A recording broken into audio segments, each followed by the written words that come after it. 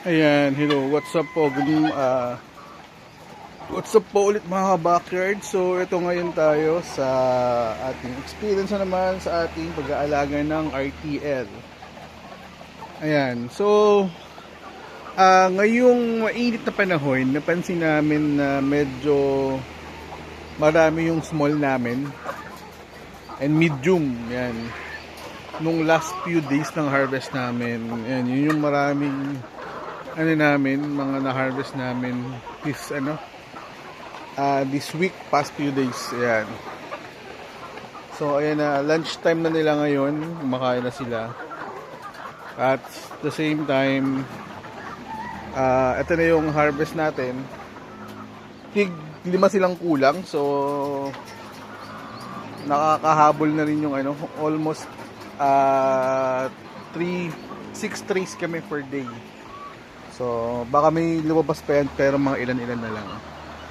Ayan.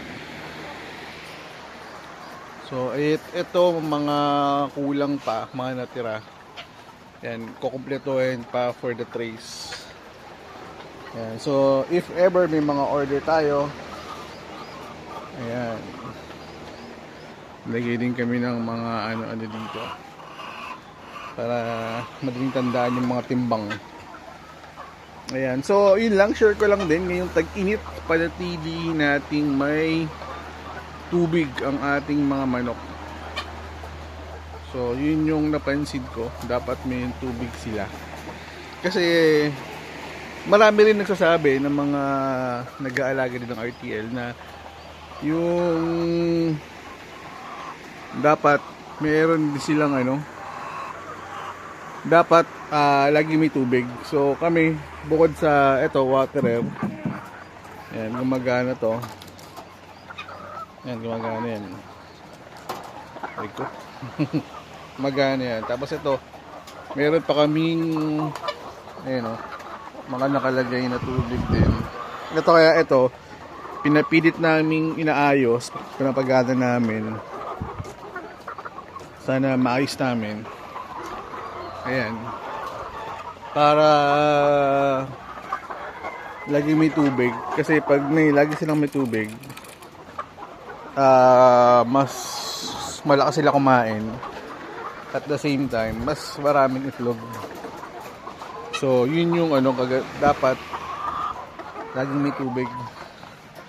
So, ayan. So, dahil dapat lagi may tubig, nilapit na rin namin yung gripo kasi doon pa kami kumukuha ng tubig. So ayan, nilapit na rin namin dito para mabilis yung paglalagay namin ng tubig. Ito may konting problema. Ayan, nilalagyan ng salak. So ayun lang.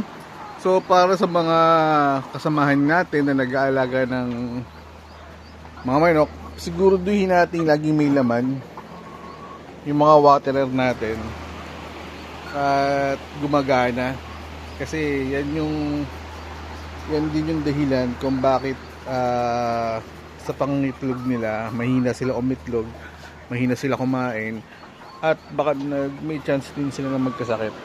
So tubig. So parang tao lang din yan, dapat maraming tubig. So yun lang. Salamat po mga kabackyard. So ito yung mga natin, harvest natin. Salamat.